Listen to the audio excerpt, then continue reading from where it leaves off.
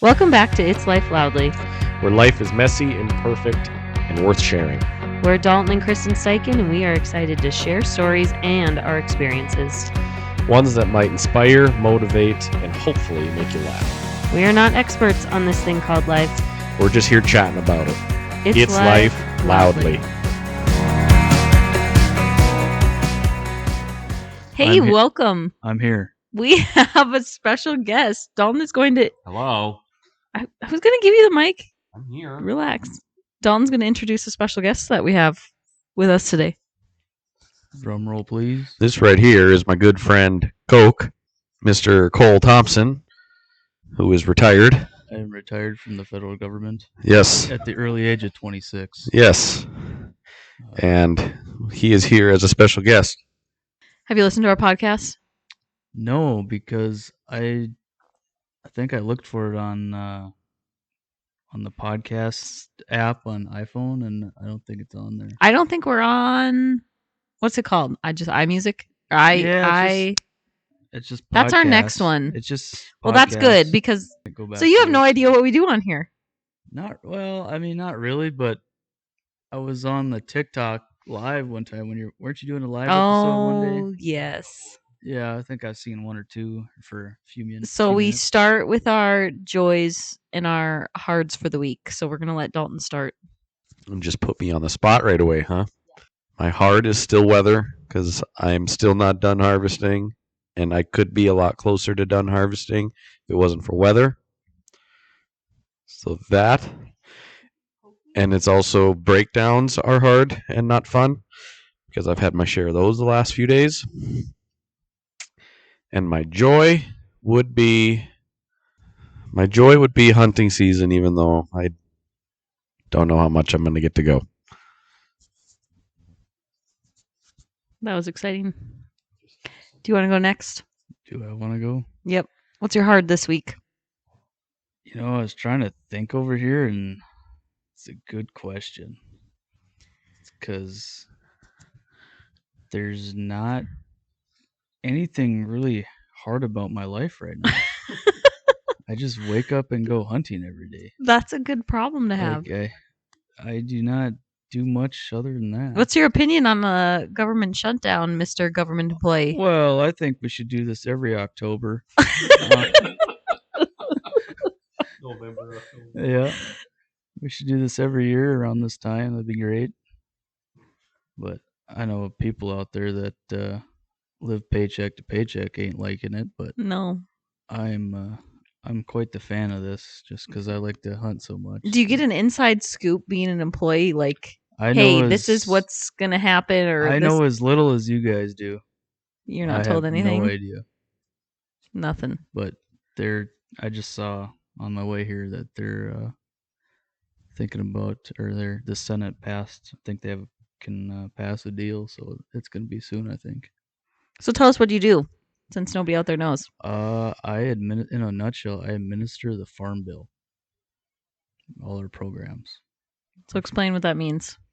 So I work for the NRCS, which is Natural Resources Conservation Service, and through the Farm Bill, we have programs to help cost share some stuff for farmers and ranchers. Cool. That's simple terms. Simple terms. Yep. And he knows a lot about trees. I know a lot about trees. We plant a lot of trees. Well, we need trees. Both on the work side and personally. Okay, well, that's your... Well, he just said nothing was hard about my life. So is that the joy too, or do you have a if I want to give, like, I've repeated myself probably like 6 times already earlier, but the only hard to my life was probably tonight. I didn't get to shoot that deer, which it's very sad when you think that's how hard my life is. Just that part of it is the worst part right now. Sad or really great? Well, yeah, I don't know. Sounds like lucky. I don't know. Yeah. Are you done? Yes. My hard is that I'm supposed to fly out for a wedding this next weekend, and I guess because of all the stuff going on. I don't really know what that looks like. Number one, I've never done a like destination wedding where I've had to fly with my gear and everything like that. So now the fact that our flight might not even go, or we might have to change our travel plans or something like that, kind of makes me panic a little bit just because I got to get there. I got to get to going? Ohio. It's a very We have to interesting place. We're flying through Chicago. So I'm just curious. We might just hop in a car and go. I don't know. Well, I guess we'll see what happens this week. Maybe everything will work itself out sometime this week. There's a good chance. My joy is that we have a 4-day weekend, so I don't have to go to work tomorrow either. It's just you that has to go to work tomorrow. Me. Yeah, Dalton. Dalton's the only one that's got to go to work tomorrow. Cole and I can just hang out. Yeah. We're going to podcast all day. Cole shuts my tractors off. Yep. Yeah.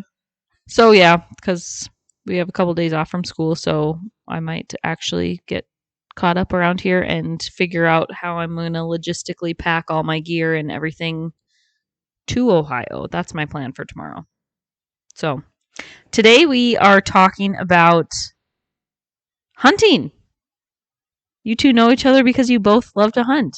And as we already know, Cole's sadness for the day is that he didn't get to shoot a deer. And the town of Hoodrich has not a lot of people. Hoodrich? I like to say when I moved to Goodrich that I increased the population by 10%. That's probably actually true.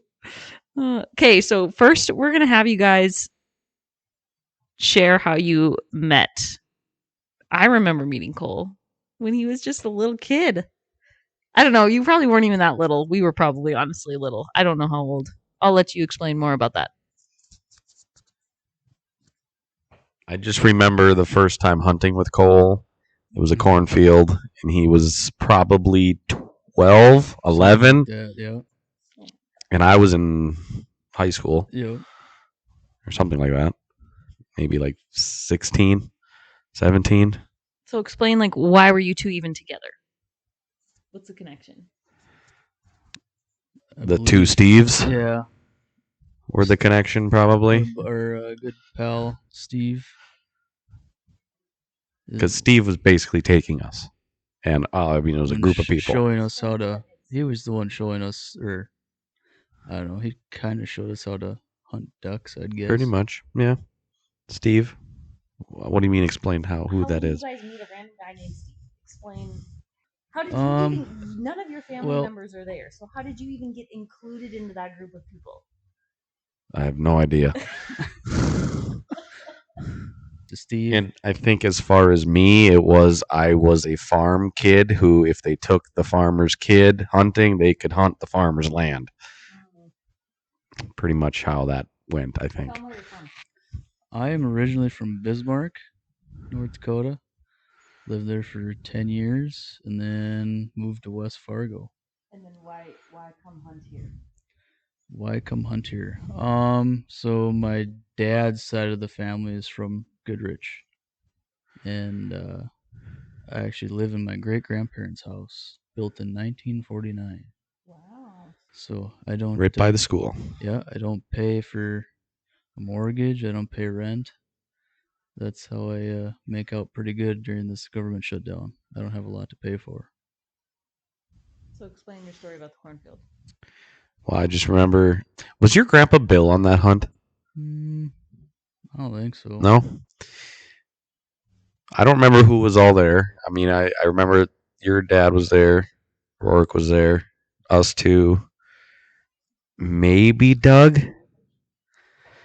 I mean, I don't remember. I remember what field. Yeah.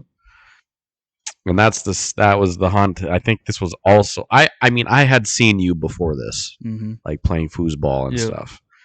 And at the chili feeds. But I think this was the first time we hunted together.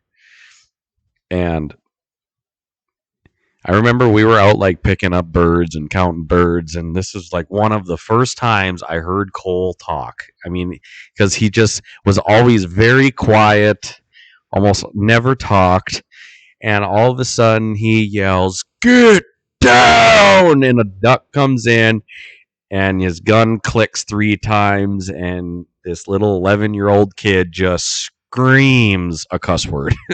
And it was one of the funniest hunting memories I have.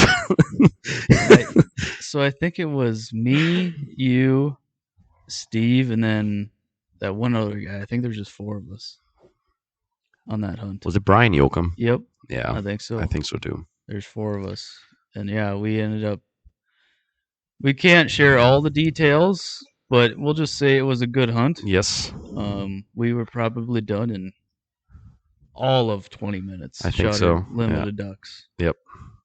It was one of the better hunts that I can faintly remember it, but I do remember, I remember the hunt, but I was just getting to that age where I can actually like remember stuff like that. See, I don't remember it that well, but I mean, I remember it. But I think I remember it so well just because it was such a great hunt. it was one of your first ones. And it was one of my first ones where like, wow, this is pretty cool. I mean, since then, I mean, I don't really remember specific hunts after that. I wouldn't say we hunted together regularly until 7, 8 years ago. Yeah. Like 2016-ish, Yep. 17. I think when I first started college would be like 8 years ago now is probably when I started. Yeah. So hunting's just interesting to me because like you literally like every fall, tons of random guys just from all over basically. Because I got introduced to the group probably from foosball or some. Because I don't go hunting. Should we explain the significance of foosball? I don't even know the significance of foosball. Well, I don't. Yes, I don't know. We have the Goodrich World Foosball State Championship every year in Goodrich, North Dakota. It's a big event. It's usually held during deer season. This year, not sure if it's going to happen. But I've been lucky enough to win it a few times with my great partner sitting beside me here. That's me, not Kristen. you. We won the Goodrich World Foosball Championship. So for years, like a bunch of people just gather, at hunting house in Goodrich. Steve hosts, makes incredible food, whatever, and it's just all of these people from all over the place. And we do a random draw to see who gets partners. Well, it's not random, but we try to. Championship stays. The championship team from the previous year gets to stay together, and then everybody else we try to evenly match it. So we go. Someone who knows what they're doing with someone who doesn't. Who knows what they're doing with someone who doesn't. So when Cole and I got matched together, I was the one who knew what they were doing in Cole. Sure. I'm kidding. No. Cole's a very good foosball player, and I was just there. And well, I think you got a sort of advantage if you're not like top tier. If you can get like, I think I was like 4th or something, ranked 4th on that list. And then one goes with 8 and then 2 with 7. Well, when I got you, it was like 4 and 5 or something, whatever it was, Yeah. We got, 2 people that at least know what they're doing. Whereas some of those teams, they got like ranked number 1 and number 2 are pretty good every year. So they can carry their own, but because are you pretty high on that list? Were you higher on the list than Cole? I doubt it. He's better than We're probably me. at the same. I think we're real close. Yeah. I think we hover around 3 or 4. Yeah. But there's my dad, and then our other buddy Steve. Those 2 are number 1 and 2. Oh yeah, yeah, for sure. They can carry their own. They could play by themselves and probably win a match. But when you got 2 people that actually can work together and know what they're doing, I think you got an advantage over. Well, Kristen's thing is, or what Kristen has going for her, she's super competitive. Yep. She was getting worked up. She can get it good. She could be good at anything because of that. Yeah, she was getting into it. Yeah, I'm gonna put that on my resume now. I'm waiting for my plaque to show up in the mail. Well, we won it, and then the next year we got paired together again because we won it. Yeah. We lost, so that wasn't great. But Yeah. maybe next time. Yeah, maybe next time. And I remember that was just a couple years ago, right? Yeah, probably 3 or 4. Like I remember playing foosball when we were like in high school and whatever, and I remember it was terrible. I don't know if we had actual tournaments then though, because I just probably wasn't there for those particular. But I remember meeting Cole, and he was always very quiet, didn't say anything, and always had a bottle of Mountain Dew. No, Wasn't it Mountain Dew? Pepsi. That's now. I like Pepsi now. Who knows what it was back then? I could have swore that it was a light colored Who Pop. knows? Who knows? mellow yellow Mountain Dew. Who knows? And he would always just sit in the recliner in the corner Yeah. and just watch everything unfold. Just The stuff you observe when you're looking at that house with a pile of people, it's quite interesting what goes on. well, that's just what's so funny about it is like hunting. Just like, oh, you hunt. Like we don't have anything else in common, probably, or anything else, but throw all these people in a house together. Some of the stuff that comes out of people's mouth when we're having a good time, and there's a little bit of good time drinks going down. Yeah. It's funny. It's funny. There's been many good nights there. A lot of laughs. Okay, so tell us like individually how you guys got into hunting in the first place. Like what was the first, like when you were growing up as a young kid, like what was the first hunting experience that you had, and like who like got you into that? Because usually you start with one thing and then you like branch out into, like I would say most people start with deer, but maybe I'm wrong. I guess I have no idea. I started bow hunting at a young age, and I just probably got into that because my dad used to bow hunt a lot. And I remember my grandpa taking me duck hunting once, and I remember it, like, no offense to my grandpa.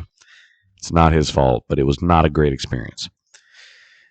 And after that, there was actually another guy in town named Mike, and this was when I was probably like 13, 12. He actually started taking me duck hunting quite a bit. So that's actually who got me into duck hunting. So kind of fell in love with it then from him. And that was before I knew Steve or Cole. And yeah, I don't know, just always liked it, loved it. Wanted to do it all the time, wanted to skip school, wanted to not be in some sports because of it. Just kind of how it turned out to be. You're spot on with with how I started was deer hunting. Of the stories that I was told, because I was so young, but apparently my dad and my grandpa used me as an excuse to come up here the weekend before deer season so they could scout and drive around. But they told me that we were deer hunting, but it was the weekend before rifle opener. They weren't deer hunting; they were just scouting, but told me we were hunting. And I guess it only lasted for 2 seasons, and then I figured it out. So because they didn't take you on the actual hunting? No, they wouldn't take. I was way too small to little. even step out of the truck. Yeah. But they took me out because I wanted to go. I was interested and wanted to go, so they took me.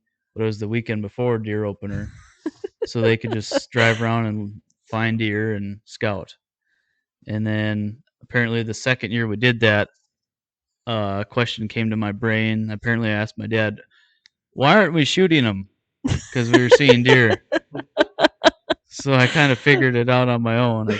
I guess I don't remember any of this because I was so young. But I do remember. I guess I don't really remember, but I kind of do, and I know what happened when I was still in Bismarck in elementary school. My dad was going deer hunting during the week, and he was leaving on a random day, say Tuesday or Wednesday.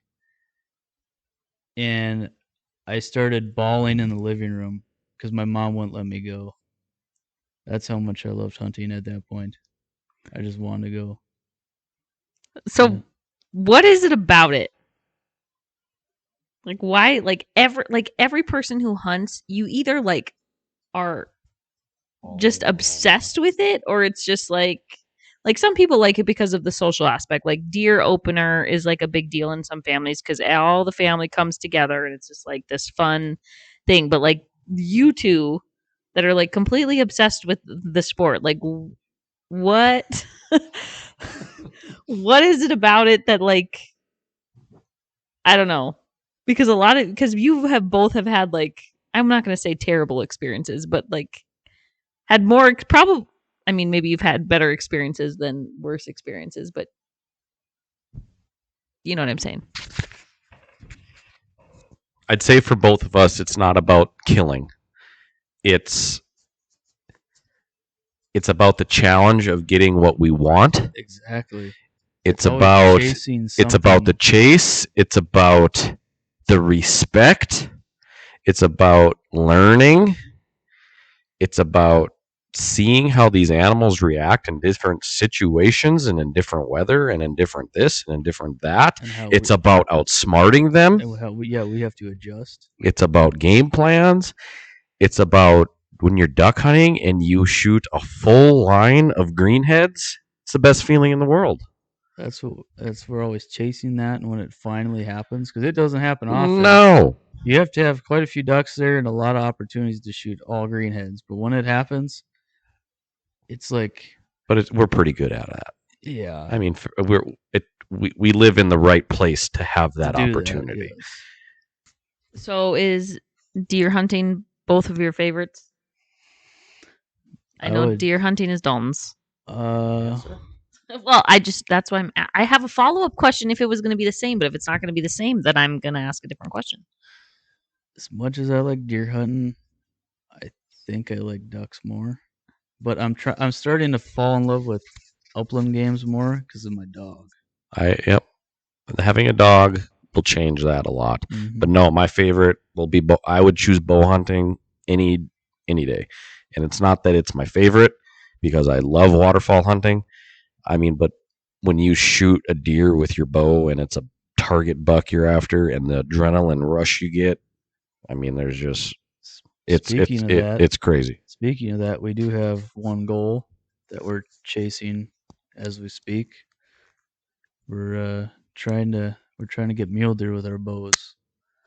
We tried this past year for 3 days? 4 days. We're not successful, but there's always next year. Well, I heard you were going again. I'd like to. Okay, so for everybody who is listening that's like, I don't hunt, I don't know anything about it, walk us through what actually is deer hunting.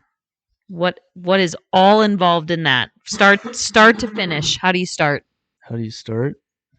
Well, first of all, because for Dalton it starts like 4 months ago. Whenever you were taking bait and whatever cameras and walk it through. I mean, you can make it as hard or you can make it as cheap and easy as you want, or hardcore and all in. I mean, I don't even. There's people that go way more hardcore about it than I do, and you think I'm crazy about it. If you knew what I did, Kristen, you'd think I'm crazy. I go out there every week and I put water, 350 pounds of feed out and water, 300-gallon water tanks, 2 spots, 2 feeders, all for deer, all every week during the summer, and it goes until December. The key isn't for deer to survive; it's to thrive. But I don't do nothing like that. I just want to know what's out there. Well, I put up trail cameras, and usually somebody's neighboring cows come over and rub them off the post and break them. So that's annoying. Got 2 down right now as we speak. So I'd have no idea what's over there for deer because they've been rubbed off for like 2 months. Doesn't pay to go put them back up. So it'll just happen again. So you do that. So you prep for that as a scouting tool and pattern your deer. Check out pictures. Just see how they move, what times they come. If you got anything around worth going after. And if you do, you got to figure out a hide, a blind, or if you're going to hide in whatever. If you're going to sit out on a hill a ways away and spot and stock, I mean, you got to put all this game plan issues in and how you're going to approach, play the wind, beat their nose. All kinds of things go into it. And some people don't do any of these things. And maybe they're successful. It could be. But you just never know. See, I kind of like that part. I like the strategy part. I like to play I need to outsmart them on the wind. I need to beat their nose. I need to leave the least amount of trace of myself behind as I'm in and out. I kind of think that's fun to think of it that way. I mean, I don't know. And you hunt. Yeah, you make it sound like it's that simple, but it's not, because like you have special laundry detergent.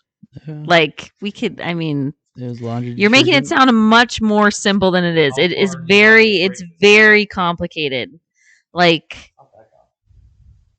don't know. Well, like on the night that you're gonna go boat hunting, you will go into the garage and you will complete, or not even in the garage. You'll go in the barn. You're already wrong. On a night that I'm planning on hunting, if the wind is kind of questionable, like I'll hunt the wrong wind. I'm not scared to. I don't like to, but I will. First, I will take a shower with my Scentaway soap. I did that tonight, by the way. And So all I'm good for the morning hunt. and all of my bow hunting clothes are in a tote those clothes have been washed in Scentaway soap, and they stay in a tote, and they only come out when I'm going to wear them for hunting. So I'll put them on, but first I will spray my skin with Scentaway spray. This is how I am hardcore about this. Scentaway spray on the skin, hair, everything. Put the first layer on, spray it. Second layer on, spray it. Every layer gets sprayed. Socks get sprayed, inside of the boots, outside of the boots. Everything gets Scentaway spray. Every inch of everything. Like, I will be damp with that stuff. And that's what I want. And then I will go hunt. So is that what you're getting at? Or is there still more? My gear will get sprayed. My backpack will get sprayed. My bow will get sprayed. The inside of my back. Is this early season or late season? Well, that matters. She's asking about what gear I take. I don't know. I always have my tag. I always got knives. I've always got flashlights. I've always got, if it's cold out, I got my hand warmers. Rangefinder. Rangefinder, Binos. binoculars. Maybe spotting scope at times. No, I got my Sig Sauers now. I don't need them. Yep. If it's winter, you got many layers, hand warmers. A few essential items to bring are your weapon of choice. So a bow would be nice. Your Yep. bow, your release for Arrows. your bow, and arrows. With your broadheads on the arrows. Yes, that would be helpful. I think that's about it. Take my phone. Oh, it's called nose jammer. I've got the nose jammer. I like to Smells spray like vanilla. Yeah, it smells like vanilla. I spray it on my boots when I walk in, and then I Yes. spray the edge of the blind Yes. or any holes in my blind. I spray The it. window ledges. Yep. They Apparently, say it blocks their nasal glands. Yeah, or something. Or I think it's more of an attractant because they like vanilla. I know, and they like fruity stuff. I assume they like vanilla. I mean, not really an attractant, but like a cover spray, basically, is what I think of it as. So when I get to the blind, I'll usually use spray. Yeah. Oh, I usually take video equipment for bow hunting. I usually take my video camera and a tripod. and we put all this stuff in a pack. All this in a backpack. We carried it in. So when we hunted out in the Badlands, we tried to pack light. Still had a big backpack though. So I think I had knives, flashlight, not even a flashlight, it was a headlamp. Bladder full of water because it was hotter out. Mm-hmm. I think I left a rain jacket in there just in case. Yeah, I did too. And what else did I have in there? That's probably about it. Game bags. Game bags. Yeah, I had game bags. Yeah, there was a lot of walking out in the Badlands. It was a lot of fun. Yeah, it was. That one dingus by the bush should have been dead. Yeah, we had a couple encounters, but we didn't get her done. Your first night was very close. Yeah, my first morning was about 10 yards. I thought that was the evening. No, it was the That was the next morning? Yeah, 10 yards, but two of them came running by me. 10 yards, never stopped, so I couldn't shoot. It's just so funny to me that like all this prep work and all this like research and like all this product buying and whatever, like the amount of times you walk back defeated is insane. Like for But the one time that it's not defeat makes all of those defeated evenings well worth it. Because that's why it's called hunting. It ain't called killing. You're never guaranteed to get what you're after. Never. It's just the way it is. You know, I wouldn't say that I go out and sit in my box blind and when I come home and I don't shoot anything, I'm not going to tell you that was a waste of my time. I've never once thought that. Okay, maybe once. But not like, it's not like, oh, I'm not going out there again. It's like, no, well, tonight he just didn't show up. I froze, but you can come in. It's like, what? I still think that's fun. I still like being out there. So tell us about your favorite hunts. Favorite hunts. If you like Coke's pirate hunt, was a that's good one. the first one that comes to mind every time is my biggest deer. Oh, Talk about naming deer. Naming deer. It's usually just something that just kind of sticks, like reminds you of him. It's kind of just.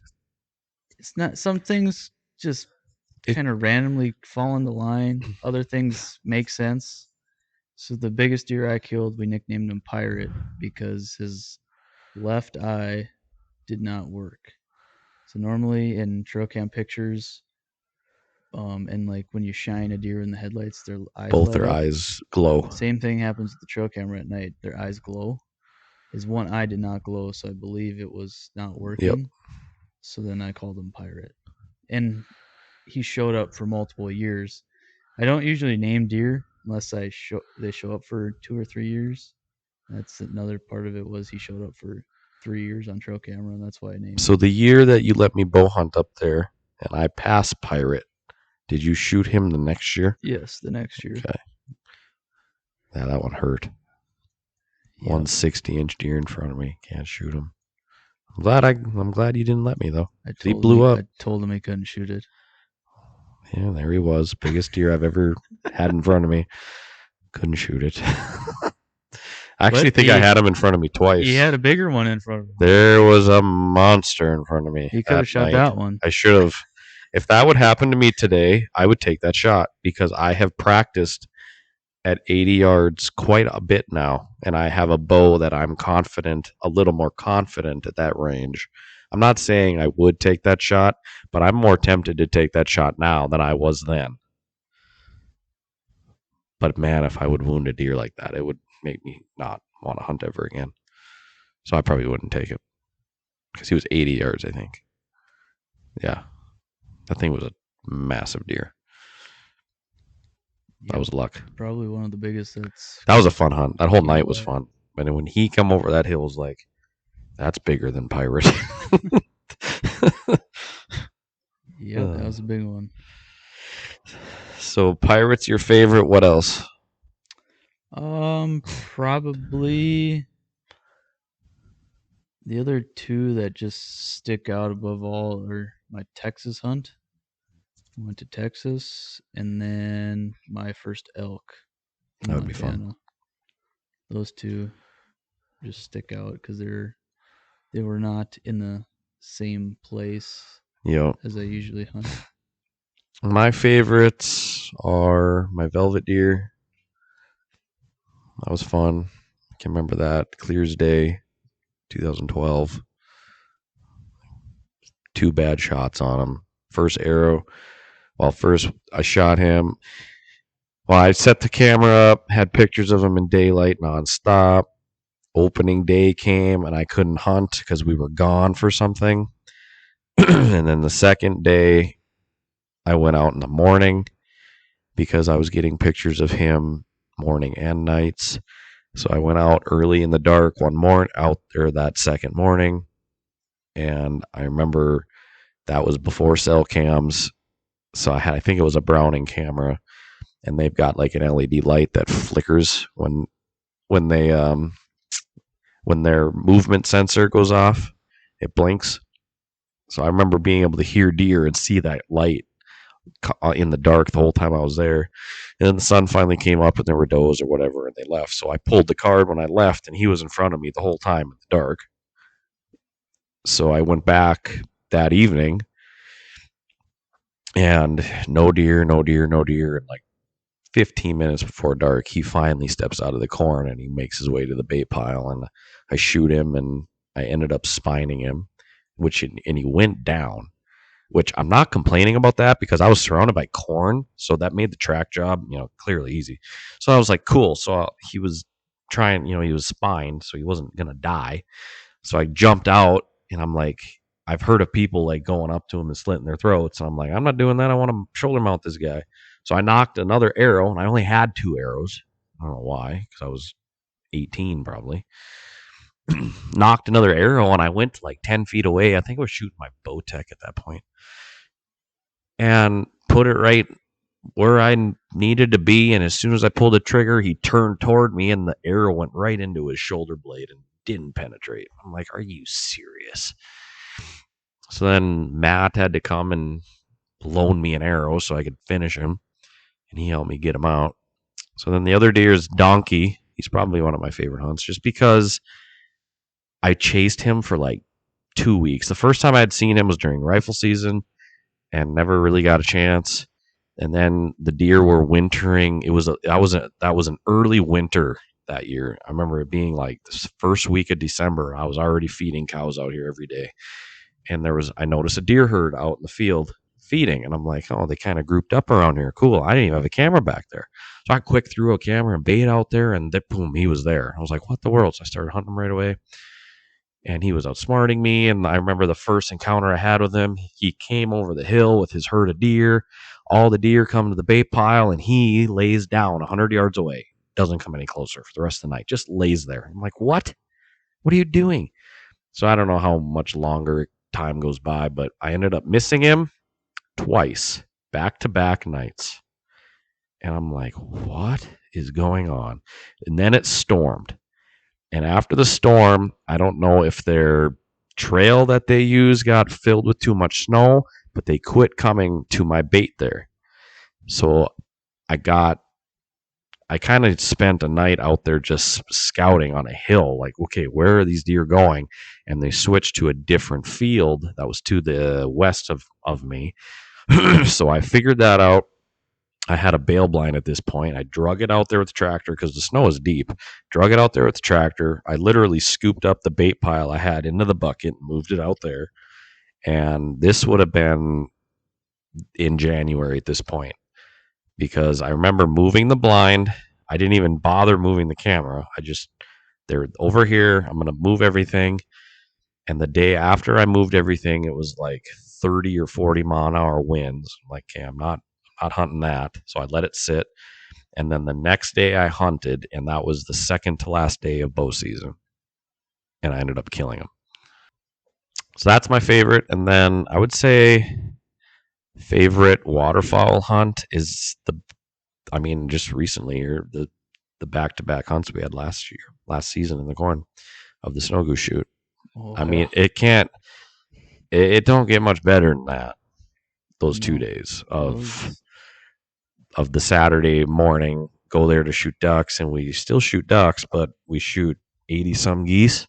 Yep. In a foggy morning, and then the very next Sunday, We had 100 birds even on Saturday, and then the same field on Sunday, we hunted snow geese, and we killed 332. Yeah. And we mounted 4 of them total out of that weekend. Yeah. So we had 430 some birds out of that same field in 2 days, and then the next weekend, 190-inch deer got killed out of that same field. Well, that's right. Not by me. Nope. Nope. Unfortunately not.